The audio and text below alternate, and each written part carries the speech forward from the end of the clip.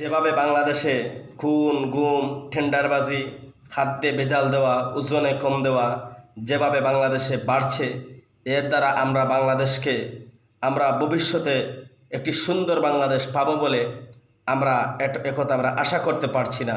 আজকে বাংলাদেশে যেভাবে হত্যাযজ্ঞ চলছে, বাংলাদেশে যেভাবে আপামর জনতা নিরীহ ব্যক্তিদেরকে মানুষদেরকে যেভাবে হত্যা করা হচ্ছে, রাস্তায় পিটিয়ে রক্ত লাশের বন্যা ভাসিয়ে দেওয়া হচ্ছে, এর মাধ্যমে আমাদের শরীরে রক্তক্ষরণ হচ্ছে। কি বলবো, বিচার দেওয়ার কোনো মানুষ নাই, বিচার করার মতো কোনো মানুষ নাই। সবাই তাদের পেটের দান্দা নিয়ে আছে, সবাই তারা তাদের গদির দান্দায় আছে, কিভাবে নিজের কোমর মজবুত করা যায় সেই দান্দায় সবাই আছে। কি বলবো, কার কাছে বিচার দিব আর কে বিচার করবে? আজকে আমরা আশাহত হয়ে আমরা ঘরের মধ্যে বসে আছি। আপনারা দেখতে পাচ্ছেন, বর্তমানে সোশ্যাল মিডিয়ার কল্যাণে আপনারা দেখছেন এক বাইকে যদি মনে করেন সে অন্যায় করেছে, যদি অন্যায় যদি করে থাকে তাহলে অন্যায়ের বিচারের জায়গা আছে, বিচার করার জায়গা আছে। আইন শাসন দুনিয়ার কোনো মানুষের হাতে তুলে নেওয়ার অধিকার, এর স্ত্রী অধিকার কোনো আদালত কোনো মানুষকে দেয় নাই। সেই ব্যক্তি যদি অন্যায় যদি করে থাকে তাহলে তার অন্যায়ের বিচার আছে, কিন্তু তাকে এভাবে দোকান থেকে বের করে রাস্তার মধ্যে এনে তাকে পিটিয়ে লাশ বানিয়ে সেই লাশের উপরে পাথর দিয়ে আবার পাথর মারা, খরাঘাত করা, এই সাহস এই অধিকার ওই ব্যক্তিরা কোথায় থেকে পেল? এই কথা জাতি সহ আমরা সবাই জানতে চাই। যেই ব্যক্তি এই ব্যক্তিকে হত্যা করেছে, শুনেন এই হত্যাকারীর হুকুম ব্যাপারে আল্লাহ রসুল বলেছেন, ইজাল তাকাল মুসলিমানে বিসাইফাইহিমা ফাল কাতিল ওয়াল মাকতুল ফিন্নার। কুলতু ইয়া রাসূলুল্লাহ হাযাল কাতিল ফামা বালুল মাকতুল? ক্বালা ইন্নাহু হারিসান আলা কতলি সাহাবী। আল্লাহ রসুল বলেছেন, কাতলুন নাফসিল মুমিনাতি, রসুল বলেছেন যত কবিরা গুনার যত সংখ্যা আছে তোর মধ্যে একটি শীর্ষস্থানীয় কবিরা গুনাহ হচ্ছে কোনো মানুষকে অন্যায়ভাবে হত্যা করা। আল্লাহ রাব্বুল আলামিন পবিত্র কোরআনের মধ্যে বলেছেন, ইয়াকতুল মুমিনান মুতাআম্মিদান ফাজাযাউহু জাহান্নাম। কেউ যদি কোনো মানুষকে যদি অন্যায়ভাবে যদি হত্যা করে, যে কোনো দায়ক কোনো মানুষকে যদি আপামর জনতাকে যদি হত্যা করে, তাহলে এর শাস্তি হচ্ছে ওই ব্যক্তিকে জাহান্নামে দীর্ঘকাল জাহান্নামে থাকতে হবে। শোনেন, আল্লাহ রসুল সাল্লাল্লাহু আলাইহি ওয়াসাল্লাম বলেছেন, কোনো মানুষকে আল্লাহ তাআলা তামাম পৃথিবী ধ্বংস হয়ে যাক, আল্লাহ এটা চান। তবে একজন মানুষ ধ্বংস হোক, অকাতরে একজন মানুষকে হত্যা করা হোক, এটা আল্লাহ তাআলা চান না। আল্লাহ তাআলা পবিত্র কোরআনে বলেছেন, একজন মানুষকে হত্যা করা মানে তামাম পৃথিবীর সব মানুষকে হত্যা করা। একজন মানুষের অধিকার রক্ষা করা এর মানে হচ্ছে তামাম পৃথিবীর মানুষের অধিকারকে রক্ষা করা। আল্লাহ রসুল বলেছেন, আল মুসলিমুনা কারাজুলিন ওয়াহিদিন ইনিস্তাকা রাসুহু ইনিস্তাকা কুল্লু ইনিস্তাকা আইনুহু ইনিস্তাকা কুল্লু।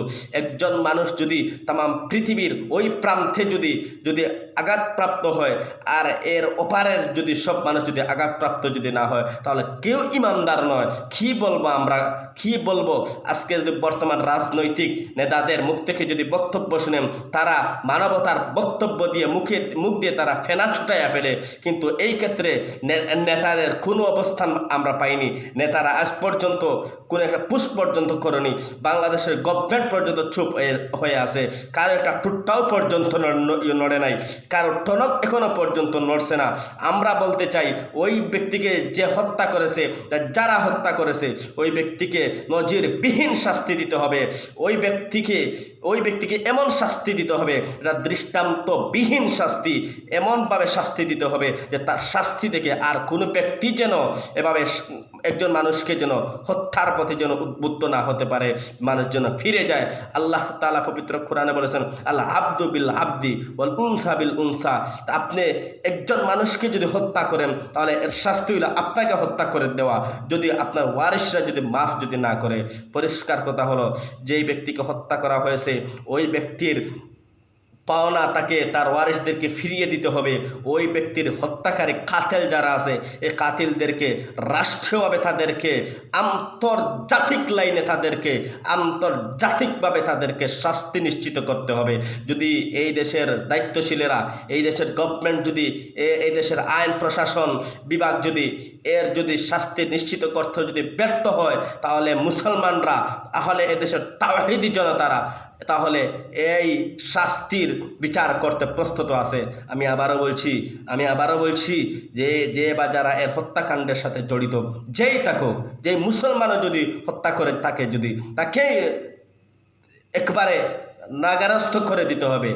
এতে যে কোনো দলের মানুষ হোক সে মুসলমান, হোক সে হিন্দু, হোক সে অন্য কোন ধর্মের মুসলমান, আমরা সবাই সংহতি, আমরা সবাই মুসলমান, আমরা সবাই মানুষ হিসাবে, এখানে হিন্দু বৌদ্ধ খ্রিস্টান কোনো ভেদাভেদ নেই। মানুষ হিসাবে আমাদের বেঁচে থাকার অধিকার সবার আছে। মানুষ হিসাবে আমাদের বাকশক্তি প্রকাশের অধিকার আমাদের সবার আছে। একজন হিন্দু হলেও সে মানুষ, তো সে তো আল্লাহর সৃষ্টি মখলুকাত, তো তাকে তার অধিকার ফিরিয়ে দিতে হবে। একজন বৌদ্ধ যদি হয় তার অধিকার তাকে ফিরিয়ে দিতে হবে। একজন নাসারাও যদি হয় তার অধিকার তাকে ফিরিয়ে দিতে হবে। আল্লাহ রসুল ইহুদিদের মধ্যে ইনসাফ কায়েম করেছেন, খ্রিস্টানদের মধ্যে ইনসাফ কায়েম করেছেন, নাসারাদের মধ্যে ইনসাফ কায়েম করেছেন। কাজেই বেইনসাফির নির্যাতনের জাতাকলে পিষ্ট হয়ে কোনো মানুষ যেন পৃথিবী থেকে যাতে বিদায় না হয়, প্রত্যেক মানুষ তাদের অধিকার ফিরিয়ে পাক। প্রত্যেক মানুষ এই পৃথিবীতে ডাল ভাত খেয়ে থাকার অধিকার তার আছে। ওয়াল আরযা ওয়াজআহালিল আনাম। আল্লাহ তাআলা এই পৃথিবীকে কোনো মানুষের জন্য লিপিবদ্ধ লিখে দেন নাই যে আপনি শুধু একমাত্র রাজদারি করবেন, আপনি রাজনীতি করবেন আর বাকিরা আঙ্গুল চুষবে। তা হতে পারে না। দুনিয়ার সব মানুষরা এই পৃথিবীতে বিচরণ করার, চলার, বাক স্বাধীনতা প্রকাশের অধিকার এবং অবকাশ এটা আল্লাহ তাআলা দিয়েছেন। কাজে আপনি একা করবেন আর সবাইকে আপনার জিম্মি বানিয়ে বাকরুদ্ধ করে রাখবেন, তা হতে পারে না। প্রতিহিংসার রাজনীতি বন্ধ করুন, নিজের নফসানিয়তের রাজনীতি বন্ধ করুন, দেশ মানবতা কল্যাণ ইসলামের জন্য কাজ করুন। দেখবেন বিজয় আপনার পদচুম্বন করবে ইনশাআল্লাহ।